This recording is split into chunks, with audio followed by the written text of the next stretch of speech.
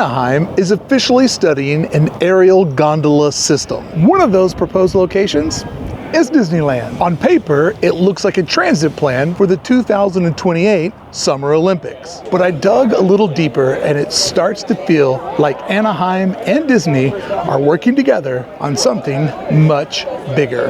Today I'll show you how this idea went from speculation to city documents, and what all of this could mean for Disneyland's third theme park. Brickey here. Make sure you subscribe to the channel. That's the best way to keep up with Disneyland's past so we can better understand its future. And I think what we'll learn today is Anaheim's moves maybe puts together some of the predictions we've been following on this channel. After all, this is a topic that I started covering in 2023 when I was predicting the gondolas would be a part of Disneyland Forward. And here we are, 2 years later, and there's an indication that that dream might become a reality. Let's go. I'm so excited that you showed up today. City records obtained through public requests show planners are studying a line that would stretch along Gondola, tying together the Honda Center, Angel Stadium, Garden Walk, the Convention Center, and the Disneyland Resort. The inspiration for all of this seems to be the 2028 Summer Olympics, with Honda Center set to host indoor volleyball. Some people doubt a system like this could be ready in just 2.5 years, and maybe they're right. But that's not the point. The important takeaway is that the exact conversation we've been having here is now happening with the people who can actually make it real. And back in 2023, I was already pointing at this possibility. Somewhere in here would be a station that would drop us off, or maybe it's on this side of the road. Now about that budget. The figure tossed around is about 37 million. That sounds nice on paper, but let's be realistic. A project like this is far more likely to land somewhere between 125 million and 180 million on the low end, 200 to 350 million as a more realistic mid-range, and potentially 400 million or more if land, utilities, and complex stations start to drive up costs. And side note, little fun fact, every gondola system I researched to make this video, they all had one thing in common. They went over budget. And that's the important part. The idea has moved from speculation into actual city planning documents. But this leads to a bigger question. Why include Disneyland at all? Which instantly made me wonder, what does the city of Anaheim get out of making that connection? If you haven't been following along, Anaheim's other big project is called OC Vibe. This is a massive entertainment district being built around the Honda Center. Restaurants, retail, and performing arts center, even new housing. It's designed to make the area around the Ducks' home arena feel more like LA Live in downtown LA, a destination all on its own. The gondola route Anaheim is studying would tie that new district directly into the rest of the city's attractions. Picture this, starting at OC Vibe and the Honda Center, continuing over to Angel Stadium, crossing over the 5, landing at Garden Walk, and connecting to Disneyland. And finally, the Convention Center. That's the proposed loop in its most ambitious form. The cheapest and simplest version of this idea would be to run the entire line as one continuous loop. You'd get on any station, ride past every stop with the option to exit. If you stayed on, you'd eventually circle back to where you started your journey. That's the most cost-effective setup, and it keeps the system continuously moving, much like a Disneyland Omnimover. Where things get very expensive is when you introduce choices. Imagine if you rode the Gondola line all the way down to Harbor and the system forced you to get off at the end, then you would have to make the decision whether to head north towards Disneyland or south toward the Convention Center. That's when you need larger stations, more staff, and more time for passengers to unload and reload. Every branching point that pops up slows the entire system down. It eats up valuable real estate and drives costs higher with more staffing required at each one of these options. But where is that real estate in this very crowded intersection? Are we going to have to do it up in the air? I think that's really the only play. Imagine up here in the sky, gondolas coming and going, letting people decide their fate. I'm not predicting which way Anaheim will choose, but it's worth understanding there are really two different ways that this could work. Because this isn't just about moving tourists faster. It's about redistributing Anaheim's visitors and their spending across multiple districts. And I also believe to get people to stay a little bit longer and come a little more often. More options, more opportunities, more ways to spend. Anaheim doesn't want everyone's money going into Disney's front gate. And they want some of it landing in OC Vibe and at the convention center. And then strangely, at Garden Walk, one of these kids isn't like the others. Still, the bigger picture is clear. Anaheim is trying to knit together its two major entertainment zones into one seamless experience, with the gondola being the thread pulling the Eastern Platinum Triangle over to the Western Entertainment District. But that brings up a strange piece of the plan. Why does this route include Garden Walk, a property that's been struggling for years to find its identity? That's where I think all of this gets a little suspicious and maybe a clue for the future. This location is not even near the level of success as the other destinations, but is directly connected to possibly the biggest project on the horizon for the Disney Corporation inside of Anaheim, and it's already been approved. Whenever the topic of new transportation in Anaheim comes up, the first thing fans dream about is bringing back the People Mover. And I get it, the nostalgia is strong. I'd love to see it weaving through Tomorrowland again too, and all over Anaheim would be a dream. But I'm afraid a dream is all it is. But once you get outside of the park, it's just not realistic. The amount of land you need, the support structure, and the right-of-way issues. It would cost a fortune and create endless headaches before a single passenger ever were to step on board. This is where the gondolas have an opportunity to shine. They're cheaper to build, need a fraction of ground space compared to a monorail or subway, and they can be installed much faster. Instead of tearing up streets or buying out entire blocks, you put up towers, string the cable, and you're moving people above the traffic below. I've ridden Walt Disney World Skyliners countless times. It's one of my favorite Walt Disney World attractions because I'm just that kind of fan. And honestly, one of the most efficient pieces of transportation Disney has ever built. Each cabin loads continuously, which means you don't get the same kind of bottlenecks you see with buses or trams. For perspective, the Skyliner can move an estimated 4,500 guests per hour. The gondola is by far the most realistic option for Anaheim compared to the cost and scale of building a monorail. Gondolas aren't just a wild idea, they're the most practical choice on the table. But this leaves a bigger question. What does this mean for Disneyland, specifically for its future and the plans for Disneyland Forward, the park's biggest expansion in its history? The first big concern everyone has is safety. You hear gondola over the 5 and immediately imagine worst case scenarios. I mean, I did. But systems like this already exist. Portland has been running a tram across the 5 for nearly 2 decades without a single freeway-related accident. The ride technology is proven, and when designed right, it's incredibly reliable. The other concern I hear is comfort.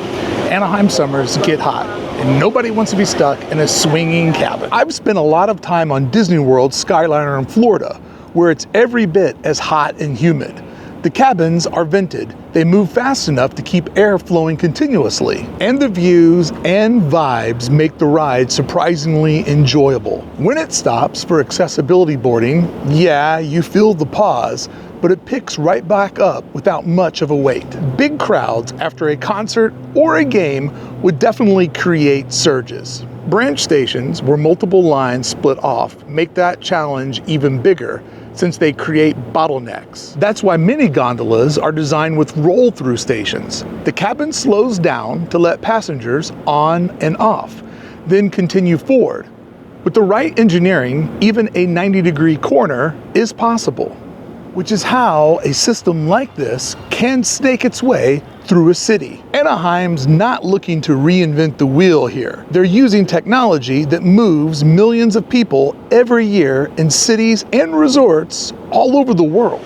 So yes, technically this could work. The engineering exists, the capacity is manageable, and Anaheim does have the space along Catella and Harbor to make it happen. But the bigger question, what surprised me about this news, is why is Anaheim the one studying this at all? Let me explain. Did the city just beat Disneyland to the idea, or is this something they've quietly been working on together?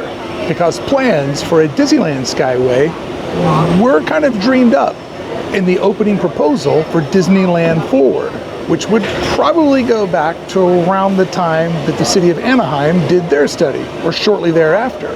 See how I'm connecting the dots here? Disney first outlined Disneyland Forward. They teased the idea that the Toy Story parking lot could become a shopping area with some entertainment, and that has led to a real split among fans.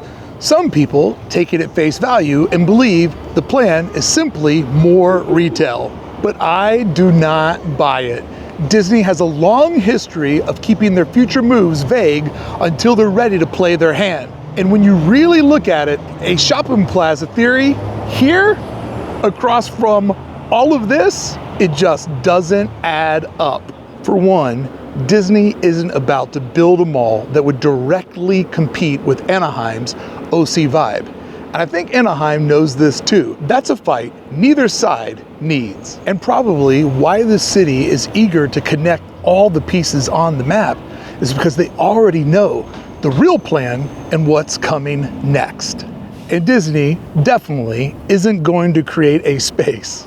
Right across the street already exists, where third-party retailers can open Disney-adjacent shops at a fraction of the price. Now, let's do the math out loud. Do you really think Disney would guide their customers through someone else's mall just to get to their own? That part of this just doesn't add up. So what does? A theme park. The Toy Story lot already has theme park zoning approved under Disneyland Forward. That's a huge clue. And if history is any guide, Disney always keeps their biggest chess moves quiet until the timing is perfect. Just look at Garden Walk. Disney didn't make a move on it back when it was on the market. Instead, they're waiting until they're ready. And when they do, this piece can bring into play where everything will serve a much larger picture. It wasn't a deal if you bought it when you didn't need it. But yeah, you might pay more when you're finally ready for it, but you didn't have to hold on to it for multiple decades. When this behind me is all parking structure, the only thing standing between Disney's parking and their last development is Garden Walk. Make it make sense to not have this be part of Disney's future plans. I would love to know your theory, because the only thing I can come up with is this is part of the plan. I agree, but not in the way that this billboard is suggesting. There's also practical ways around the obstacles. Yes, the lot is surrounded by hotels and even apartments, but that's not a deal breaker. In fact, many of these locations are probably holding onto their land to make a deal. Little Boy Blue is soon gonna go Little Boy Green. Just waiting for the day where they go, yep, we're ready to sell. The Disneyland land grab in Anaheim goes back to 1954. And warning, Riviera on the West Coast means something different than it does on the East Coast. Many of these components around the Toy Story parking lot are a slow auction. People purchase the land knowing exactly what they got into. Built modest hotels, apartments, housing, just sort of riding it out to the day the Bobs rolled up with that blank check. I mean, come on, they knew what they were getting into. Disney has created clever buffers before. By designing the park from the outside inward, those edges can be turned into a feature rather than a flaw. I hope you like dark rides, because this park will have a lot of them. Now, none of this is happening tomorrow, but in the long-term pattern of how Disney expands, the Toy Story lot makes the most sense as a park than as extra retail space, especially with retail being on the decline now in 2025. What will brick and mortar retail look like in 35, 45, or even 55? Which means, despite what the official language might say, Toy Story lot is an expansion site, waiting for its moment, not for a shopping mall. And here is where I see things getting very interesting. Anaheim is already floating the idea of funding infrastructure that was a part of the original Disneyland Forward proposal. So which came first, the chicken or the egg? So why would the city be jumping ahead on something Disney once hinted they'd eventually build themselves as part of Disneyland Forward? It's hard not to notice how neatly all of this lines up. Anaheim saw what Disney put on the table with Disneyland Forward, and instead of competing, they decided to complement it. That is a sign of a strong relationship between the park and the city, and probably all based on lessons learned through the year without Disneyland. After the pandemic, Anaheim learned the hard way just how much it needs Disney and its customers. That's what OC Vibe really is. The city of Anaheim planning on creating its own entertainment hub while leaving Disney to focus on what it does best, hotels and theme parks. The resort district isn't just an attraction, it's the economic engine that keeps the whole city running.